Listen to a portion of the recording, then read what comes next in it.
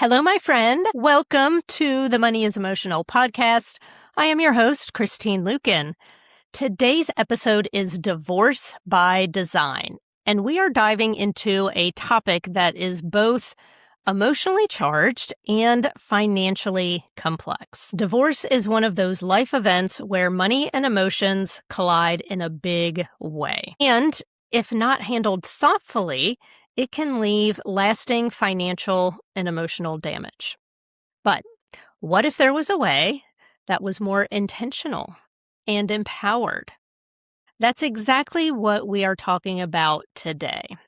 I'm honored to welcome today's guest, Melissa Murphy Pavone. She is a certified financial planner and a certified divorce financial analyst, as well as the founder of the Mindful Divorce Partners. Melissa specializes in helping individuals navigate the financial side of divorce with clarity, strategy, and compassion. She is also the author of the new book, Divorce by Design, which helps people navigate divorce in a more thoughtful and collaborative way so they can step into their next chapter with confidence and a solid financial plan. Melissa, welcome to the show. Thanks so much for having me, Christine. I'm really excited to be here. Yes. Oh, well, Melissa, let's start at the beginning. What drew you to specialize in divorce financial planning? And what did you see happening in traditional divorce processes that made you want to do things differently? Yeah, absolutely. My why is my mom. I am a child of divorce. And my mom made a lot of decisions with her heart instead of her head. And it has impacted her ability to retire and ultimately has led to some divorce remorse, right? And so I was drawn to do this work because there was really a lack of education around the long-term consequences of these decisions. And as you know, divorce is very emotional. Yes. And people are making long-term financial decisions in heightened emotional states. And when they're going through it, they're in survival mode, right? They're trying to literally get through the day. They're not able to see that far in the future.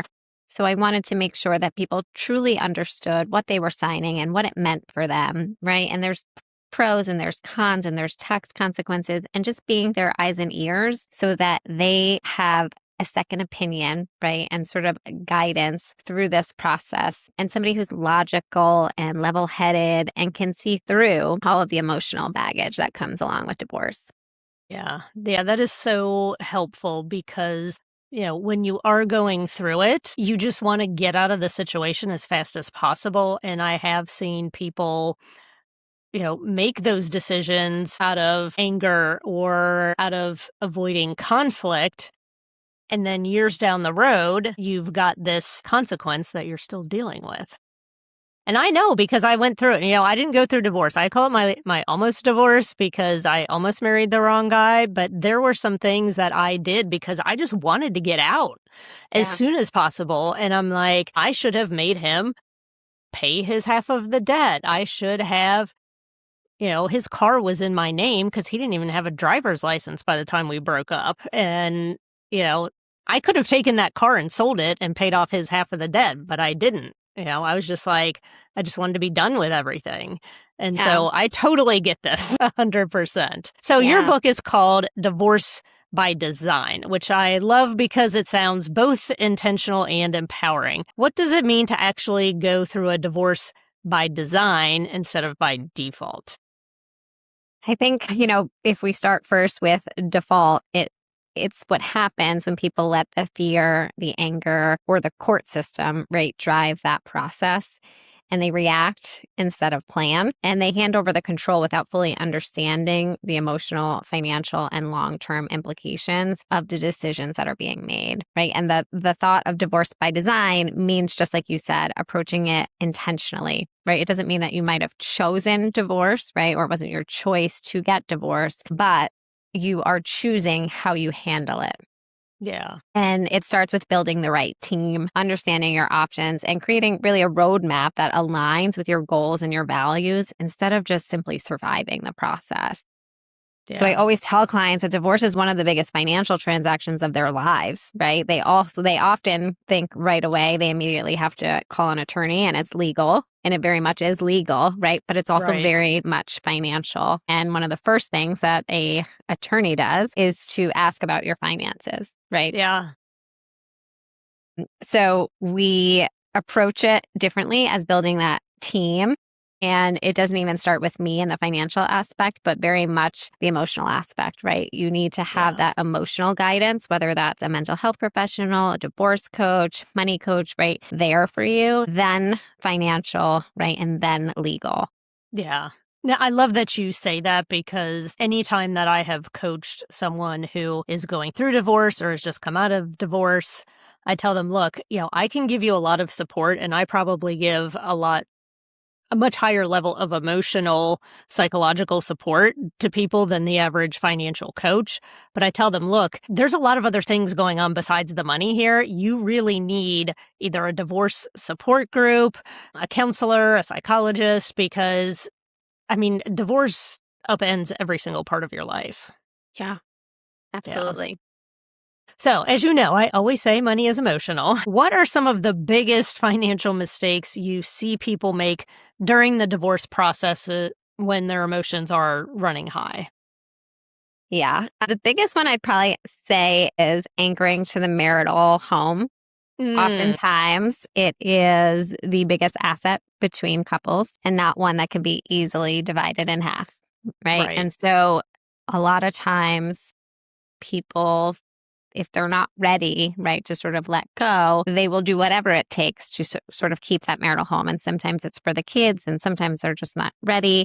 But sometimes they end up giving up other assets Mm, because they're not ready to either move, right? Or they're not able to comprehend the full financial picture. So it's really important to me when we go through that to sort of gauge what, where they see themselves and how attached, right? Because a house that has $500,000 of equity feels really different than a brokerage account, right? That has $500,000 worth of, ETFs and mutual funds, right? So you right. didn't have holidays there. Your kids didn't grow up there. It's sort of easier, right? To sort of just give that up because it's a piece of paper, right? Whereas the Yes. house is very emotional for many different reasons. But I make sure that my clients truly understand the cost of keeping the house, right? And oftentimes clients say, I can afford the house, right? You might be able to afford the principal and the interest and the homeowner's insurance, right? And the taxes.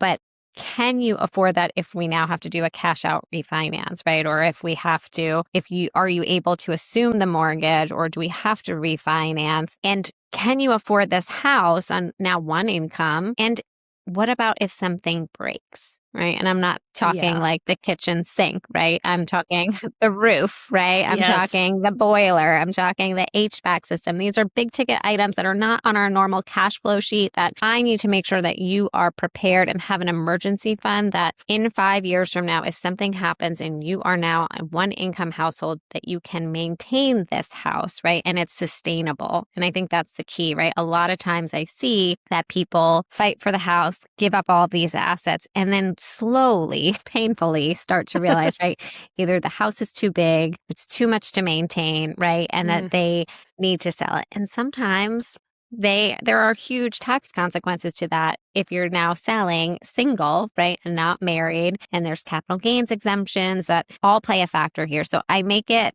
my mission to really go through and say, hey, this is if we sell the house now together, married. This is if we have a delayed sale. This is if there's a buyout. This is if if we sell it in the future. So I want to illustrate and put real numbers, right? So it's not just fact, it's feelings. I want it to be facts and figures when we're making these decisions.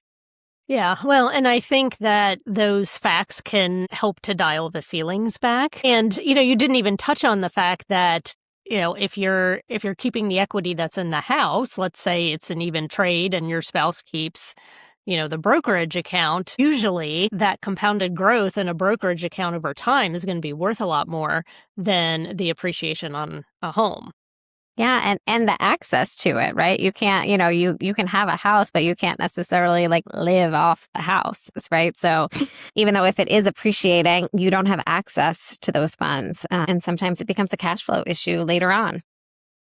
Yeah, and one thing that I see a lot with parents is they want to hang on to the house for the kids because they say like, okay, this marriage breaking up, this is a huge change. It's very disruptive, but if we can keep them in this place that's familiar, we're going to make it easier on the kids. And one of the things I tell them is that's fine if you can truly afford it, but let's crunch all these numbers because the best gift that you can give your kids is a parent that is not financially stressed out. Yeah. So true, Christine. It's so true, right? And you still Yeah. want to be able to. And I've seen people sort of say, okay, I'm going to keep the house at all costs, right? And they forego either maintenance and alimony or they forego, offsetting other assets. And then they become house poor, right? They're unable to go Yeah. on those vacations or unable to do those things. And their lifestyle shifts just because they want to keep it. And believe me, I'm a mom. I get it. You want to keep your kids in the school district. You want to keep, their friends and the community and the sports. Like, I totally get it. But sometimes, right, we can do a delayed sale. Sometimes we can have one parent rent, right, nearby. And sometimes it makes sense to let it go. Yeah. Yeah. And that is hard to make that decision because it's almost like, moving, we talk about like the stressful life events. Like, what are they, right? It's Definitely one of getting them.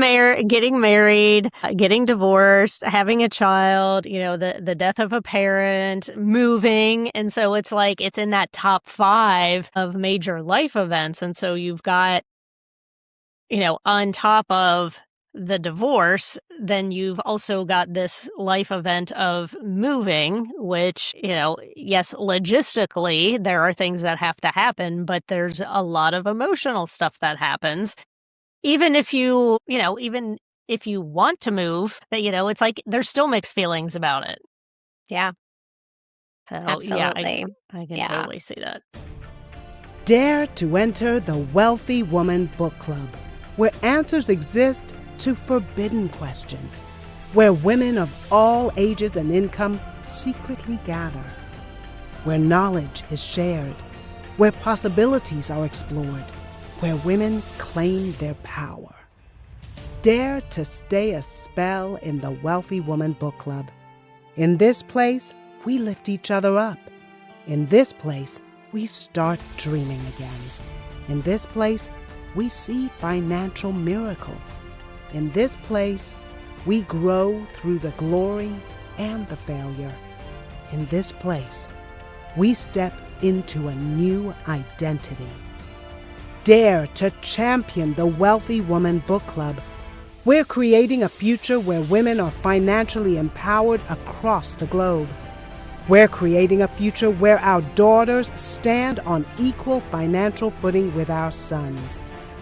We're creating a future where we purchase with our principles rather than price tags. We're creating a future where we use the power of money for the benefit of people and the planet. Welcome to the Wealthy Woman Book Club. Dare to come in, woman. Come in. Join us at wealthywomanbookclub.com. So one of the things that I teach is financial dignity, feeling confident, capable, and at peace with your money. How can someone maintain or rebuild their financial dignity in the middle of something as disruptive as divorce? And let's throw in another. Let's make it a little more complicated, especially if you weren't the one handling the finances in the marriage. Yeah, I love that concept that you teach of financial dignity because divorce can completely shake someone's confidence around their money and decision making, right? Even the most level-headed, financially savvy person, you start to question things. I think there's a lot of shame around divorce. And I think there's also a lot of shame around the non-CFO spouse, right? And what I mean by that is the spouse who, right, might handle the day-to-day stuff and know it. And it's not always the female, but historically it has been. Lately now it's been shifting actually in my clientele, but there's a lot of shame in not knowing where things are, right? And I think that your body goes into that like fight, flight, or freeze mode. And I see it all the time when you start the process of divorce, when people go to the attorney and the first thing they have them fill out is that marital balance sheet or that financial affidavit, depending upon where you're located, what they call it. And it feels like the SATs, right? And Yes. you're staring at this like 20-page document and you're like, great, name, address, children's dates of birth. Okay, you feeling really good. Page 1, page 2. Okay, a house. What is it worth, right? Where's the mortgage? Where's the, and then it gets even deeper. And sometimes people don't even know, like, is my name on this house? Is my name on this mortgage? Like, yes, I live here, right? But do I actually own this? Or and then there's all the shame, right? That we feel because how did I get here, right? How was I married for this long? How did I put my head in the sand? How did I not know these things? And I always tell my clients, we take the shame and we sort of just brush it off our shoulders, right? It's not going to serve us here. And think of today as ground zero. We're always going to know more about our financial life moving forward. And I really try to create a safe space to ask questions. And I'm going to go on this journey with you and hold your hand and figure out where things are, right? We might not know all the answers, but I know where to look for them. I know the questions to ask and who we have to talk to. And together we can learn about it and I can educate you. And then we can ask the right questions. And I think that's important because through this process, my clients start to feel empowered. And that's the key here, right? Yeah. We can't make these decisions if we don't know these facts and figures. And a lot of times people do. They make life-altering decisions, right? Just based upon a feeling, not seeing the whole financial picture. Yeah. Yeah. Well, I mean, I remember I am a child of divorce as well. And, when my parents got divorced, my mom had not handled anything about money. And it was interesting because my dad taught me about money as a teenager and even gave me the chore of writing out the checks for the bills. And my mom said, I remember asking your dad about can you show me these things? Can you teach me these things? And he said, look, there is no point in the both of us worrying about this stuff. Just let me handle it. And so when she got divorced, it was like she had to learn all about checking accounts and all about mortgages and figuring out how to get a loan to replace the roof.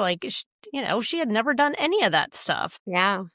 Yeah. And there's that shame, right? That sort of comes back into play. And I think having an accountability partner, right? Having a coach, having a financial advocate there in your corner lessens that burden for you. Mm-hmm. Yeah. So you emphasize a more collaborative, less adversarial approach to divorce. Can you talk about how working with a divorce team, like financial professionals, attorneys, mediators, can lead to better outcomes? Absolutely. And that's really the whole premise of the book, right? We want to get emotionally grounded. We want to get financially organized. And then we want to have the legal team strategize. And I think, oftentimes people say, oh, I can't afford, 3 professionals. And I want to debunk that myth, right? To say you can, and it's actually less expensive if you use everybody appropriately. And so I always say, you do not want your attorney, right, at $7.50 an hour going through your financial statements, right? Because they don't know what they're looking for. And I can do it half as fast, right? And with half the price.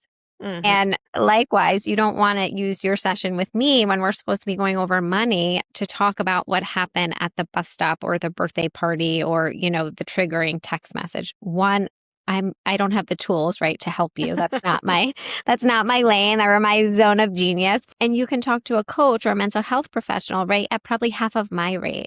So if you can become emotionally supported, financially supported, and then legally supported, you can have a whole team. And then together, your professionals can talk to one another and really strategize on what's most important, right? No 2 marriages are the same. No 2 families are the same. No 2 divorces should be the same.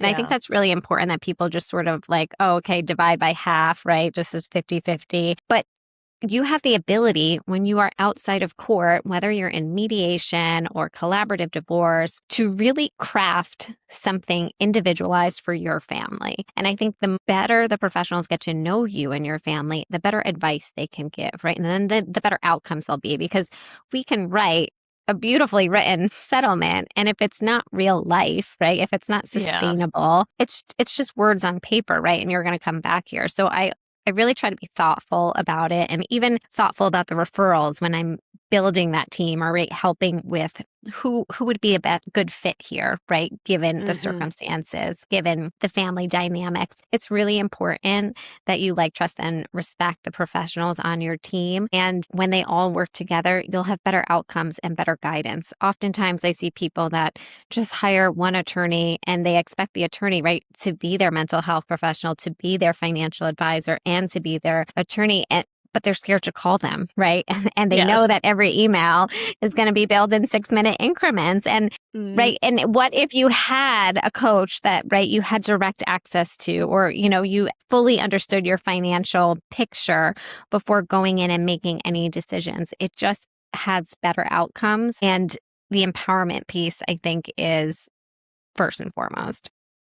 Yeah. Well, and I think that's important when you are interviewing divorce professionals for these various roles, to ask them, are you willing to collaborate with my financial person, et cetera? Because I have done that quite a bit with my financial coaching, helping people interact with their financial planner when they're like, okay, well, I need some cash flow. Like, they're telling me these things. I don't really understand what they're saying sometimes. And it's like, hey, like, I am here for you. This is, if we need to jump on the phone with your insurance person, or we need to get on a Zoom call with your attorney, like, we can do all of these things. That's what we're here for. I'm curious how you feel about this. One thing that I always recommend to women who are going through divorce is to make sure that they have independent financial counsel from their divorcing spouse. Is that something you agree with? Yeah. I think everyone should have it, quite honestly, right? And as a CDFA, I can be a neutral, which means both parties can hire me together, or I can be an advocate. And even when I am a neutral and I work for the family as a whole, I always suggest, do you have a financial advisor, or do you want an outside CDFA to look over this, just like a consulting attorney would, right? I think it's really important that you understand that. And a lot of times that's why I get brought in, even in mediation cases where the mediator sees there's a discrepancy within the financial literacy, right, of the couple. And they will say, hey, Melissa is mediation trained. She's here as a neutral, but I think we need a little bit more guidance around decision making, right? And maybe this education piece will help make more, long-term educated decisions. And so I will get brought in that capacity. But yes, absolutely. I think that everybody, and, oftentimes even people say like, oh, I'm not going to, we had a mediator, we don't need an attorney. And I always suggest having a consulting attorney, right? And just looking at the document. It's worth that hour or two to get a second set of eyes on it. Because if not, oftentimes you'll be back right at the table later. So I'm always trying to be proactive rather than reactive, and just sort of let's dot our I's and cross our T's and make sure that we're not missing anything. Yeah, I love that. Well, divorce is not just an ending, it's also a beginning. How do you help your clients shift from survival mode into actually planning and feeling hopeful about their financial future? Yeah, I think that's a big one, right? And it's really replacing that fear with facts and figures. When we walk through the sort of the best case, the worst case, and realistic scenarios, clients can then see a path forward. And once they understand their financial reality, they often feel an enormous sense of relief, because that uncertainty is usually scarier than the actual numbers itself, right? And it goes to like, am I surviving, right? To what do I want my next chapter to look like, right? And that's where the hope starts to return, and we start that rebuild. And I love when that like light goes on with my clients. It's such like a fulfilling moment through the process, right? Because a lot of divorce is dark, right? There's a lot of fear and there's a lot of darkness. And when that light goes off and there's hope, and there's like, okay, they finally see it, right? Because I saw it all along. And I always say, I have the ability to zoom out and see future you, right? And when we're making decisions and I'm giving advice, I'm looking at future you. You can't see future you yet, right? You're sort of still like tunnel vision in it. But I have the ability to zoom out and see that. And so when the fog starts to lift and they start to see it, that's so rewarding to me. And we really start discussing that rebuilding, right? What does this look like? What do you want it to look like? And sometimes even with less income, right? Because the cost of divorce is high, right? Running 2 households is more expensive than one. Nobody wins in divorce. No. But right, you start to become more aligned with yourself and your spending and just that education and empowerment piece of them knowing where their money is going, right? What their assets are. I always say you want to know your 5 numbers: your assets, your liabilities, your income, your expenses, and your credit score, right? And just little steps like that will often get them to that next phase. Yeah. And that's really that empowering moment. And I love that. Yeah. And really just getting them to dream about the future, what that next chapter is. And it's so interesting because sometimes I have found this a lot with mothers that, early on in the coaching process, when I'm talking to them, I'm like, okay, like, what does your preferred financial future look like? And there was one woman that I was talking to about this, and, she came back to the session with like, well, I want to travel with my kids and I want to do this for my kids. I want to do that for my kids. And I just stopped her and I said, no, what do you want just for you? And she like looked at me for like 10 seconds and then she burst into tears and she said, no one has ever asked me that before. And I was just like, oh my God. Yeah. So I love that you are starting to take people down that path of what does this next chapter look like? So if someone's listening and is either considering divorce or maybe just beginning the process, what's the first step you would want them to take, both emotionally and financially? I think the first step is emotional, right? So find a divorce coach or a mental health professional to get emotionally grounded. There's no straight line to divorce. It's not just like one day you wake up and you're like, hey, I'm going to get divorced and here's like X, Y, and Z. These are like the steps we have to take, right? It's a roller coaster and emotionally, right? It's sort of there's ups and downs. And so the second step, I would give a shameless plug for my book that I wrote, Divorce by Design, which is available on Amazon and Barnes and Noble. And that really, the book is geared towards somebody who's quietly thinking about divorce, or if you know somebody quietly thinking of divorce. And it is all of the resources to be intentional about it and what your options are, because there's a lot of misinformation on the internet. Yeah. Yes, let's not use the internet or Chat GPT to get your divorce advice from, please, or Claude, right? Like, we want an actual licensed professional. Well, this has been amazing. So before we wrap up, I do have one fun question for you. What's something you've been loving lately, a book, a show, podcast, or a hobby that has nothing to do with money or divorce? Well, I have recently, I don't know if I'm loving it, but I am embracing this new chapter of being a sports mom because it is springtime and I'm spending lots of time on sports fields with my children. So I'm trying to be more present and unplug now during this new season of my life. So what sports? Are we talking soccer, football, cheerleading? My daughter's playing lacrosse and my son is playing t-ball. Awesome. Yeah, you don't hear lacrosse a lot. I love that. Yeah.